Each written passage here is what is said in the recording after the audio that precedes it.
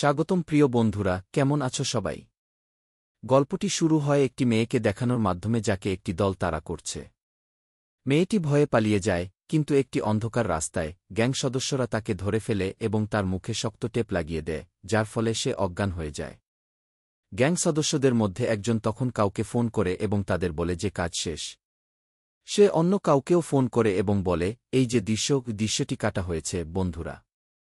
ঠিক 1 বছর পরে একজন লোক তার বান্ধবীর সাথে একটি রেস্তোরাঁ বসে আছে।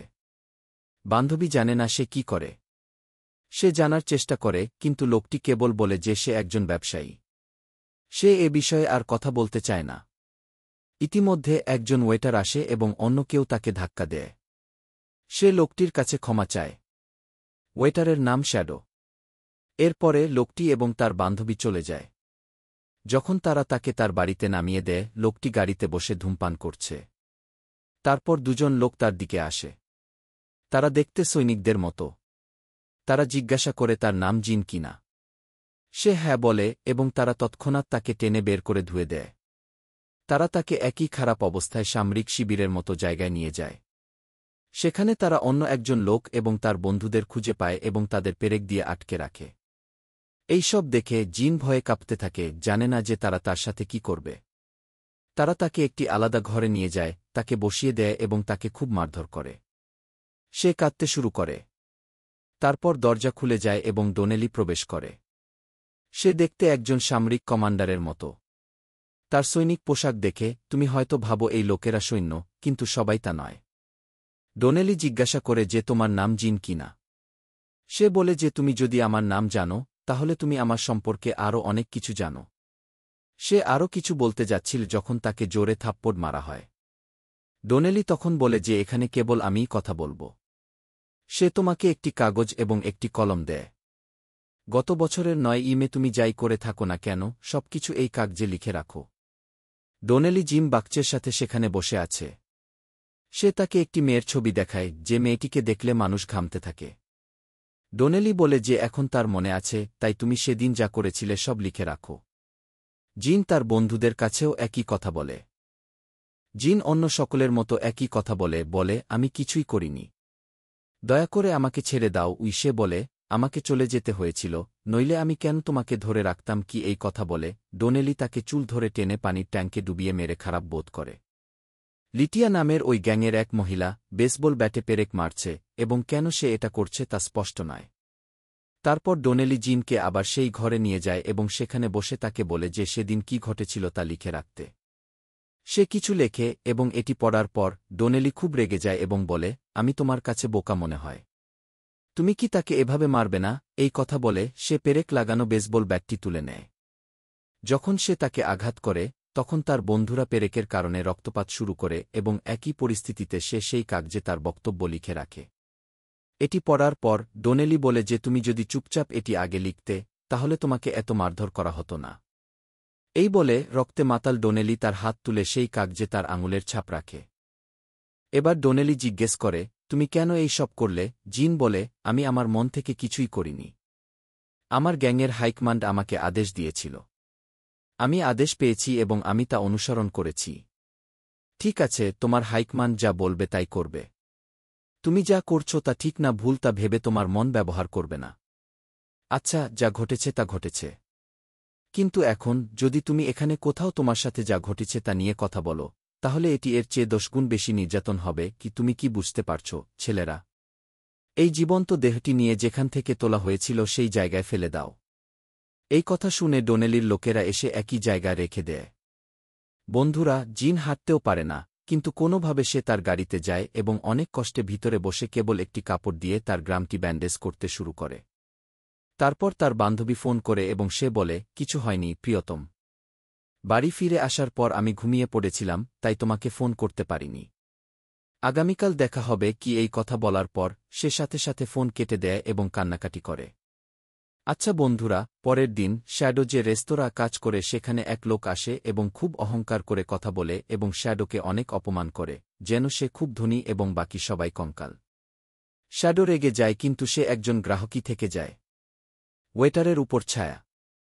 সেই গ্রাহক শ্যাডোকে খুব বেশি অপমান করে। রাগে শ্যাডো তার থালায় থুতু দেয়। রেস্তোরাঁর মালিক এটা দেখে এবং শ্যাডোকে থাপ্পড় মারে কারণ তার কাছে গ্রাহক গুরুত্বপূর্ণ। তারপর তারা আমাদের অন্য একটি রেস্তোরাঁও নিয়ে যায় যেখানে একজন লোক তার স্ত্রীকে নিয়ে আসে। স্ত্রী গর্ভবতী এবং তার একটি সন্তান হতে চলেছে। গত কয়েক মাস ধরে সে লক্ষ্য করেছে যে তার স্বামী খোয়াতে থাকে। মনে হচ্ছে অতীতে কিছু ঘটেছে। সে অপরাধ বোধ করে, এমনকি তার স্ত্রী অনেক জিজ্ঞাসা করলেও সে কিছু বলে না এবং কেবল বাইরে চলে যায়। তারপর একটি দল তাকে তুলে নিয়ে যায়। এই লোকেরা আর কেউ নয় বরং তার বন্ধু, এটি ডনেলির মতো একই দল। এবার তারা গ্যাংস্টার পোশাক পরে আছে। ডনেলি বলে, গত বছরের 9 তারিখে তুমি যাই করেছ সব এই কাগজে লিখে রাখো। চুপচাপ লিখে ফেলো, নইলে তোমার রক্তের নদী বইবে গি। প্রথমেই সে আমাদের বলে, যাই হোক, তোমার নাম জিলান। উল্টা জিজ্ঞেস করে, তোমাদের এসব করতে কে বলেছে? ডনেলি বলে, ছেলেরা মনে করে সে লাথির ভূত, আর সে কিছুতেই রাজি হবে না।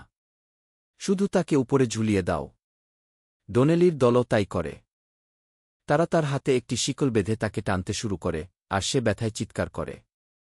ডনেলি বলে যে সে শুধু চিৎকার করছে, সে সত্যি বলছে না। লিডিয়া, দয়া করে তাকে সেই বেসবল ব্যাটটা দাও। লিডিয়া বেসবল ব্যাটটা নিয়ে যায়। সে এসে লোকটিকে আলতো করে মারে। ডনেলি বলে, আজ কি দুপুরের খাবার নেই, আমি কি তোমাকে এটা দিতে পারি? সে ব্যাটটা নিয়ে জালানকে অনেক মারে, কিন্তু লিডিয়ার বন্ধুরা এই কাজগুলো পছন্দ করে না। শুধু তাই নয়, শ্যাডো এখানে আছে, মনে হচ্ছে সবাই একই প্লেটে বসে আছে, যার মানে সবাই একসাথে মিশে গেছে। ল্যান ব্যথা সহ্য করতে না পেরে মাইনো অভিশাপ দেওয়ার সময় যা কিছু করেছিল তা সেই কাগজে লিখে রাখে, এবং তারপর যথারীতি তার আঙুলের ছাপ তার নিজের রক্ত দিয়ে সেই কাগজে নেওয়া হয়, কিন্তু সে অনেক কাঁদতে শুরু করে। তারপর ডনেলি বলে, এত জঘন্য কাজ করার পরেও তোমরা কিভাবে শান্তিতে থাকতে পারো? তোমরা যা করেছ তার জন্য কি অনুতপ্ত হও না? হ্যাঁ উত্তর দেওয়ার পর সে কাঁদতে শুরু করে এবং কাঁদতে শুরু করে। ডনেলি বলে, ঠিক আছে, ঠিক আছে, তোমরা সেদিন যা করেছ আমি তা বিশ্বের সামনে নিয়ে আসব, তারপর তোমরা কাঁদবে, কিন্তু ততক্ষণ পর্যন্ত তোমরা যাও এবং তোমার স্ত্রীর সাথে থাকো। শীঘ্রই তার একটি সন্তান হবে। ছেলেরা এমন হয়ে গেছে, সে চলে যায়, কিন্তু বন্ধুরা, সে নিজেই ডনেলির ব্যথা জানে। অন্যদিকে ঈর্ষা তার গাড়িতে করে একটি নির্জন জায়গায় যায় এবং তার স্ত্রীকে ফোন করে বলে, দেখো, তুমি নিরাপদে থাকো এবং আমাদের সন্তানের যত্ন নাও।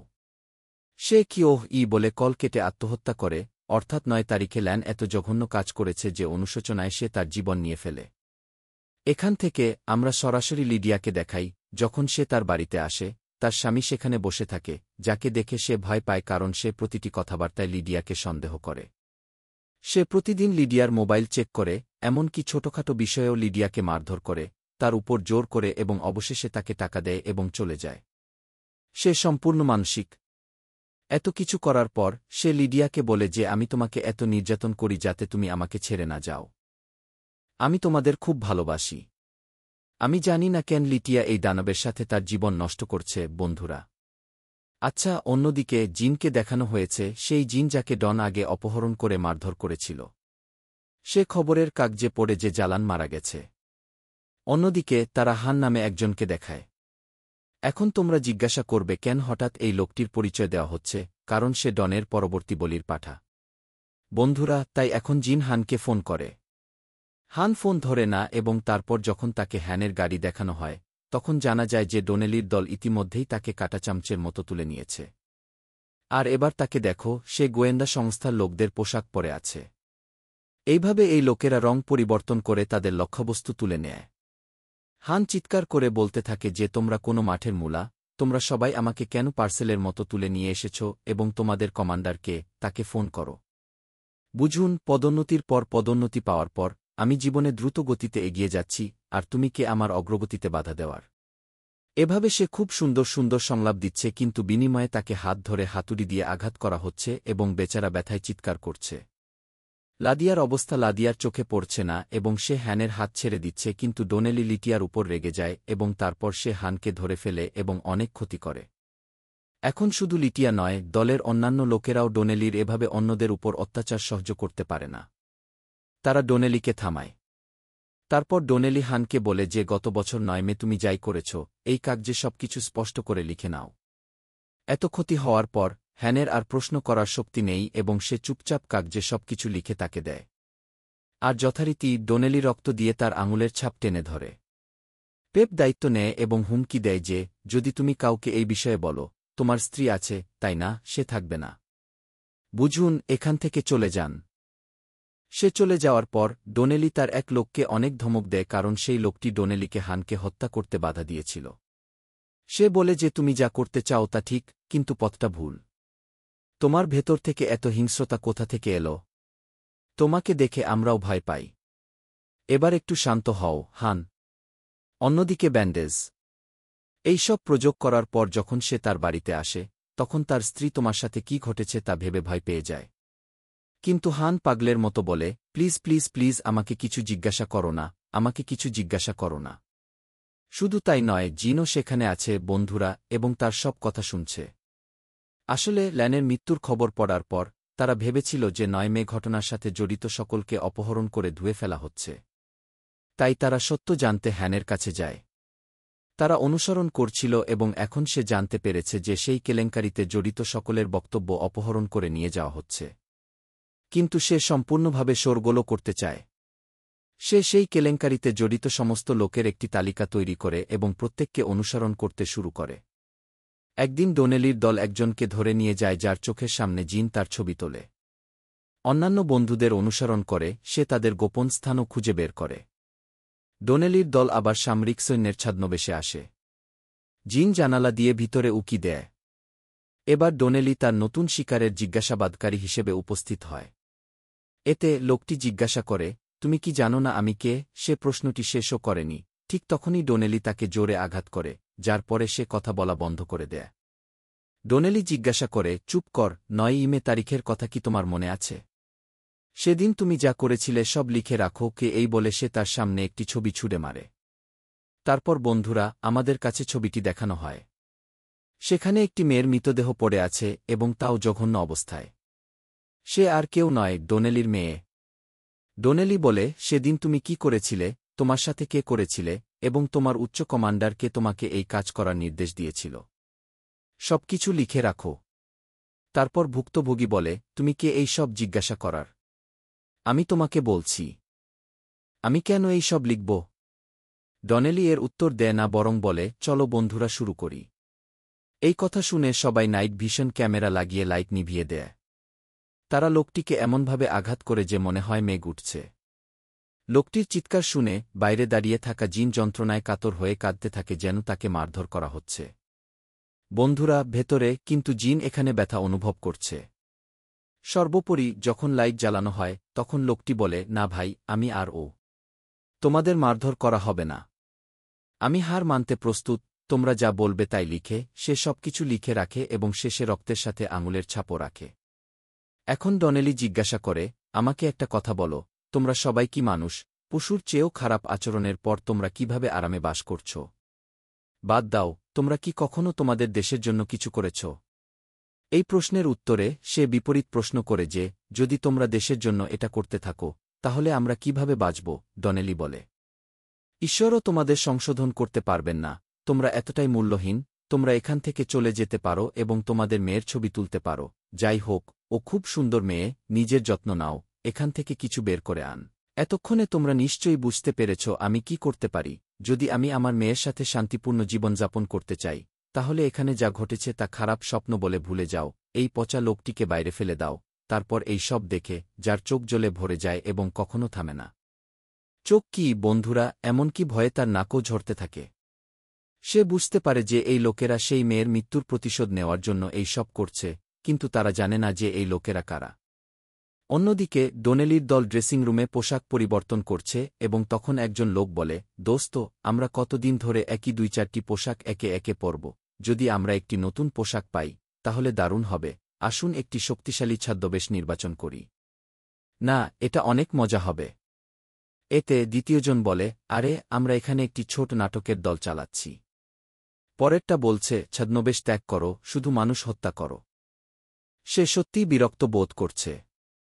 সত্যি কথা বলতে, চলো কাউকে মেরে ফেলি। এটা খুবই মজার হবে। এতে ডোনেলি আলতো করে তার গলা চেপে ধরে চিৎকার করে বলে, বস, বস, প্লিজ ছেড়ে দাও। আমি মজা করছিলাম। ডোনেলি বলে যে তুমি এত যন্ত্রণা সহ্য করতে পারবে না এবং তুমি খুন করবে।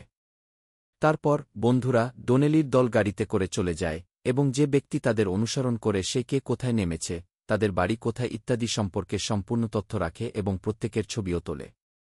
এরপরে সে ডোনেলির নির্যাতন কক্ষে যায় যেখানে সে তার শিকারদের নির্যাতন করে। তারপর জানা যায় যে সেখানে কিছুই আসল নয়, না তাদের বন্দুক, না সেখানে রাখা সিসিটিভি ক্যামেরা। এইভাবে সবকিছু কেবল একটি ডামি। এমনকি একটিও আসল জিনিস নেই। এই সব জানার পর সে খুব রেগে যায় এবং সাথে সাথে হ্যানের সাথে দেখা করে। সে হ্যানকে বলে যে সে জানে তোমাকে অপহরণ করে নির্যাতন করা হয়েছিল।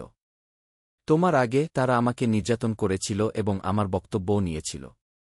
হান বলে, তুমি কি বলছ? আমার সাথে এরকম কিছু ঘটেনি। খেয়ে এতে জিন ডোনেলির দলের ছবিগুলো দেখায়, যেগুলো সে তাদের অনুসরণ করার সময় তুলেছিল। সে বলে, দেখো, তুমি যেমন বুঝতে পারছ তেমনি। কেউই শক্তিশালী নয়। ওরা সবাই খুবই সাধারণ মানুষ। ওদের কাছে না আছে আসল বন্দুক, না আছে আসল কোনো সরঞ্জাম। ওরা কেবল ৯ দিনের একটা কেলেঙ্কারির কারণে আমাদের কাছ থেকে প্রতিশোধ নিচ্ছে। এখন আমাদের খুঁজে বের করতে হবে যে ওই মেয়েটা দেখতে তাদের মতো ছিল এবং কেন এই লোকেরা আমাদের কাছ থেকে প্রতিশোধ নিচ্ছে। তবে সেই ঘটনায় আমাদের কোনো দোষ ছিল না। আমরা কেবল আমাদের হাইকমান্ড যা বলেছিল তাই করেছি। আমরা নিজেরা কিছু করিনি, না এতে আমাদের কোনো দোষ আছে কি? এই কথা শুনে হান বলে যে তুমি তোমার বক্তব্য দাও। এরপরে কিছুই করা যাবে না। তুমি কেবল এই জিনিসগুলো ভুলে যাও এবং আরামে তোমার জীবন উপভোগ করো। এখন এই কথা শোনার পর জিন রেগে যায় এবং বলে, স্যার, তারা আমাদের লোকটিকে নির্যাতন করেছে এবং মেরে ফেলেছে।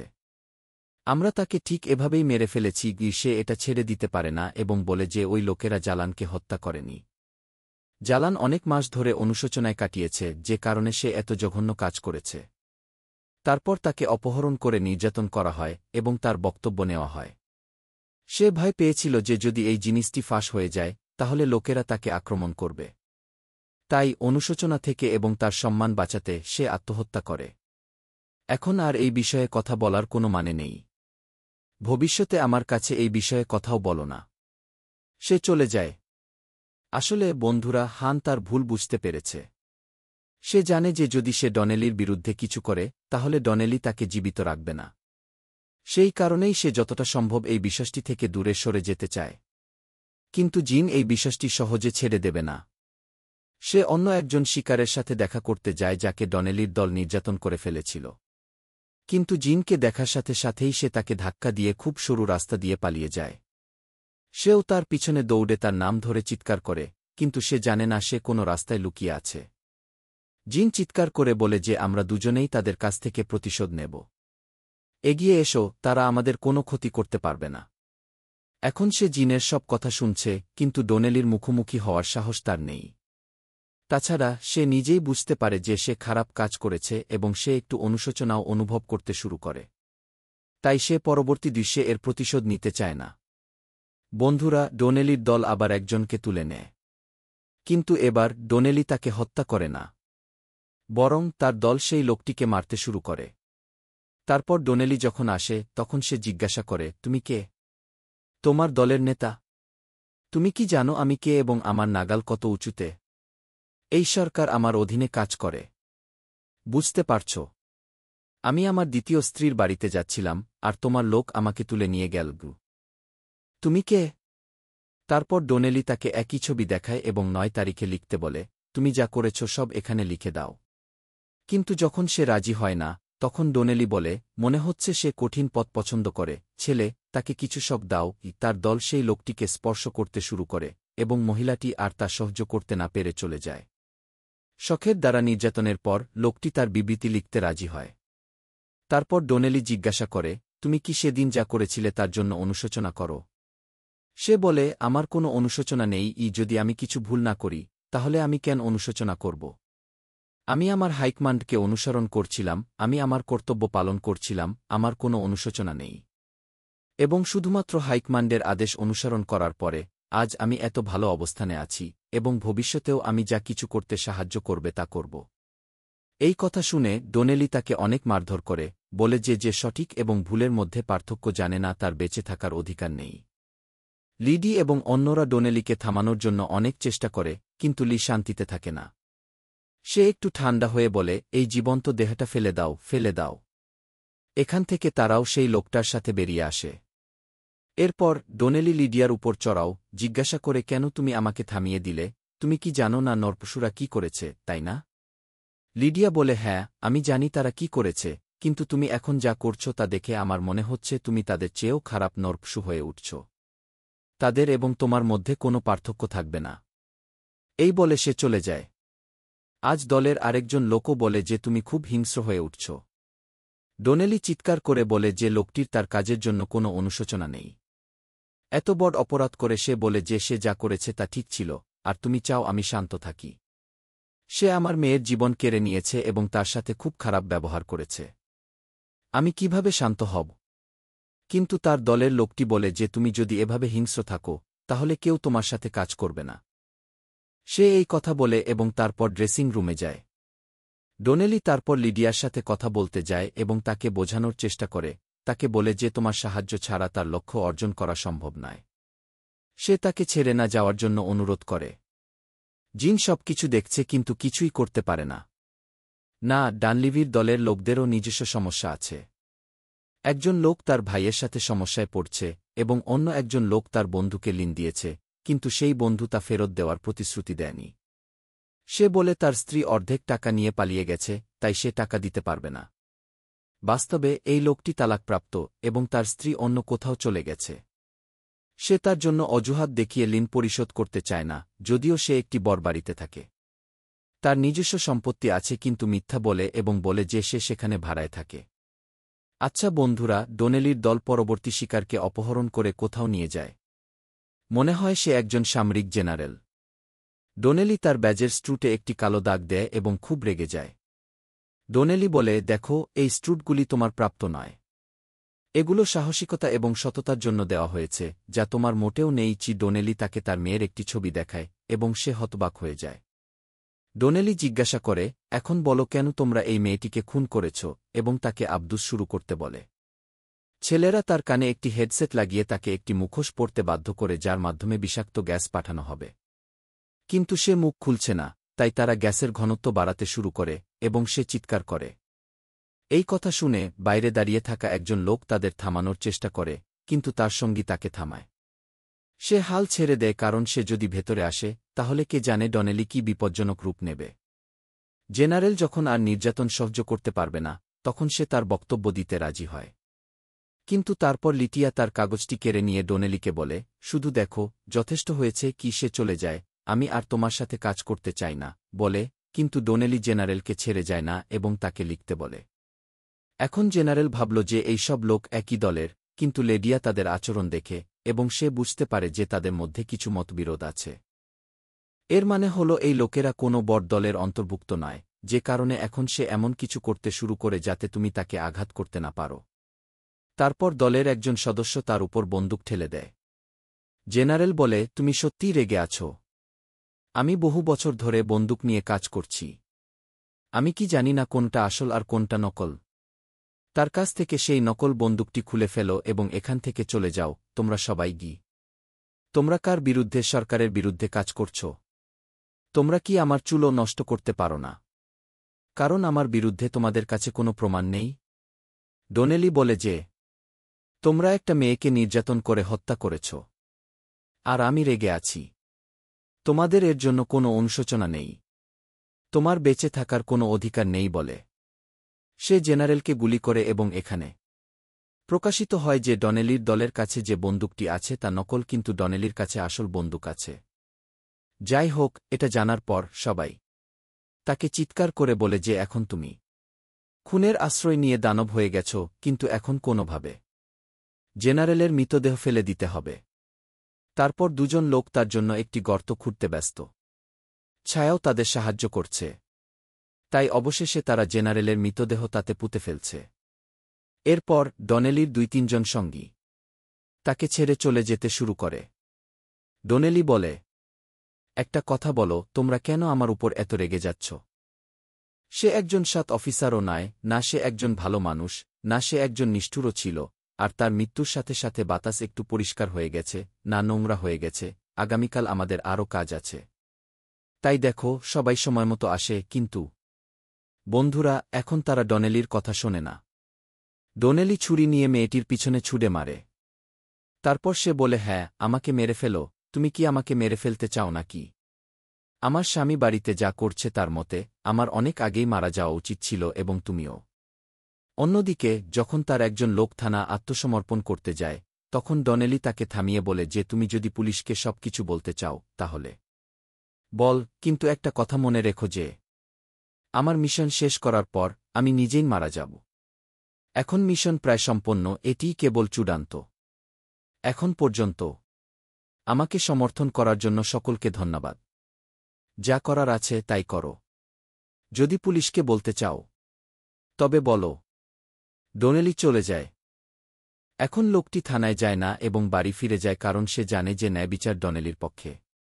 অন্যদিকে ডনেলির এক বন্ধুকে দেখাই যে একটু বড়। বন্ধুরা, কিছু লোক তার ঘরের দরজায় কড়া নাড়ছে। বাস্তবে সে একজন মহাজন। কিছু লোক তার ধার করা টাকা ফেরত পেতে এসেছে। বৃদ্ধের স্ত্রী ক্যান্সারে আক্রান্ত এবং হাসপাতালে ভর্তি। বৃদ্ধ তার চিকিৎসার জন্য ঋণ নিয়েছিল, কিন্তু এই লোকগুলোর তাতে কি আসে যায়? তারা কেবল টাকা তুলতে চায়। যারা টাকা সংগ্রহ করে তারা অন্য কারো পরিস্থিতির পরোয়া করে না। তারা শুধু টাকা চায়। তারা তাকে ধরে অনেক মারধর করে।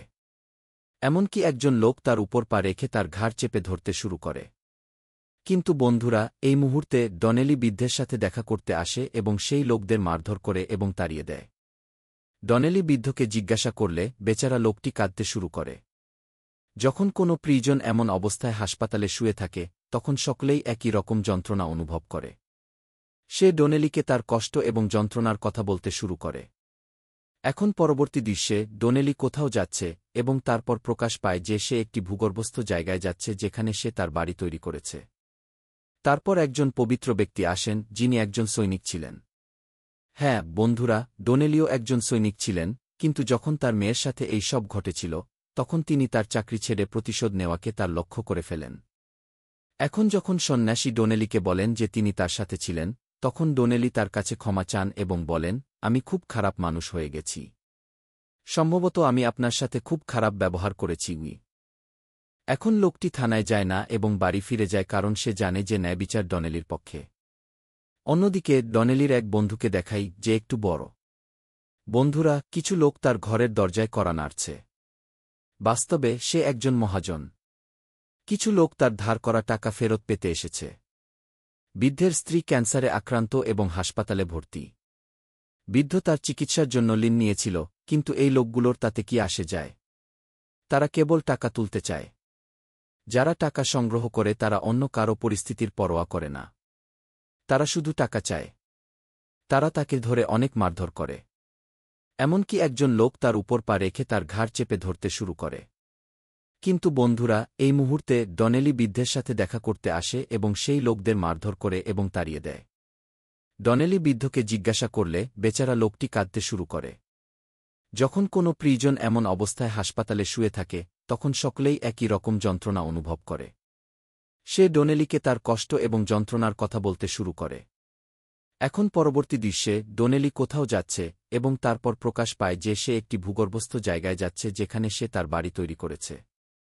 তারপর একজন পবিত্র ব্যক্তি আসেন যিনি একজন সৈনিক ছিলেন।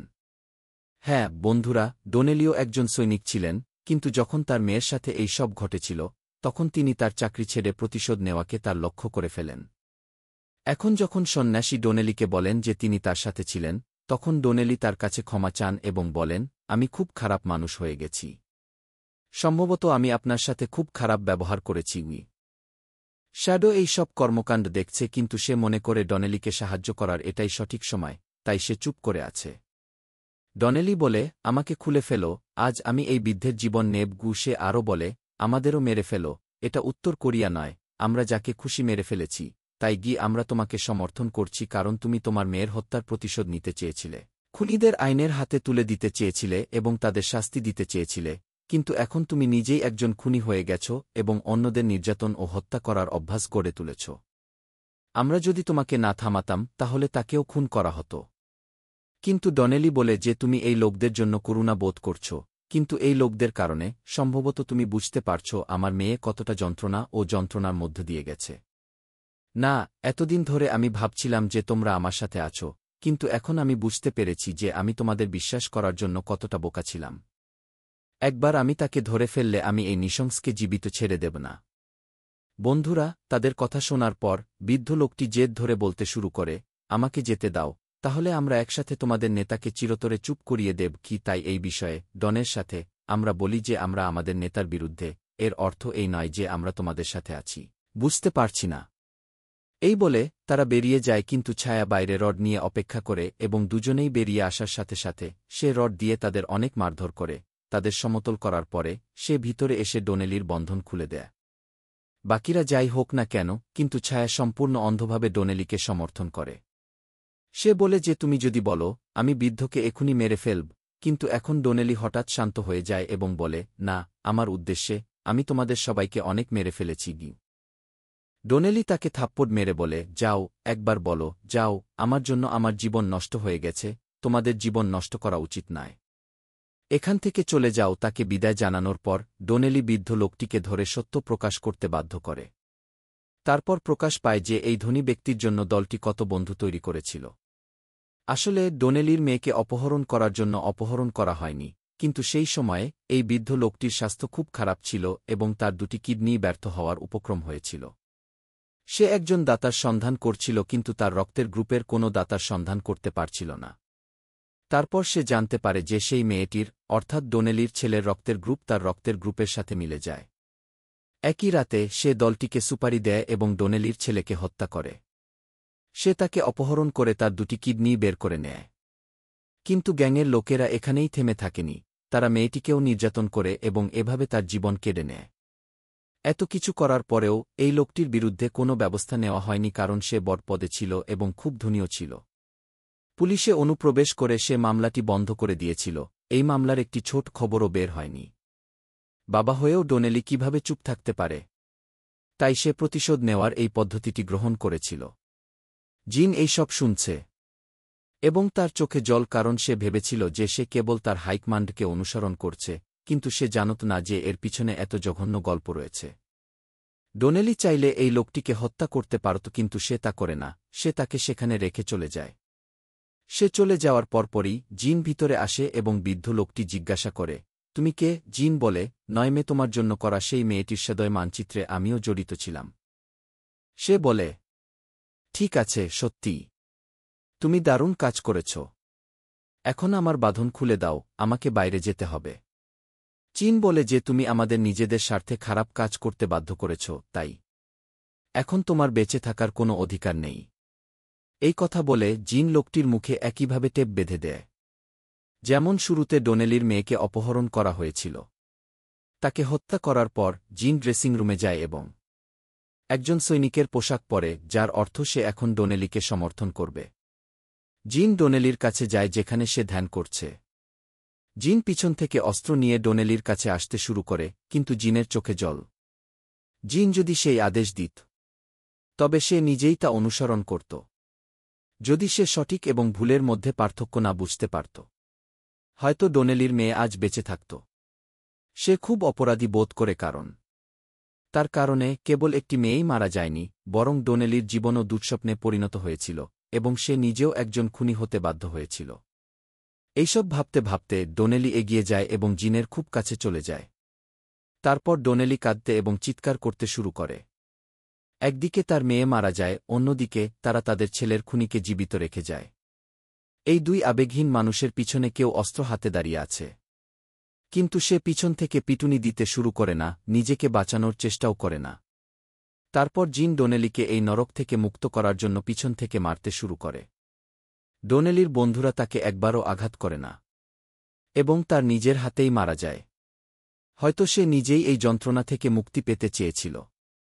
আত্মহত্যা করার পর জিন, যে বেঁচে থাকার পরিকল্পনা করছিল, সেও একই পদ্ধতি ব্যবহার করে আত্মহত্যা করতে চলেছে। এই দৃশ্যটি এখানেই শেষ হয়। হ্যাঁ, শুরুটা হয়েছিল অ্যাকশন আর কমেডি দিয়ে, কিন্তু শেষে এরকম কিছু একটা হয়েছিল। আচ্ছা, যদি তুমি এই ভিডিওটি পছন্দ করে থাকো, গল্পটি পছন্দ করে থাকো, ব্যাখ্যাটি পছন্দ করে থাকো, তাহলে যতটা সম্ভব লাইক করো, শেয়ার করো এবং চ্যানেলে সাবস্ক্রাইবার করো। পরবর্তী ভিডিওটির জন্য চোখ রাখুন। দেখার জন্য ধন্যবাদ।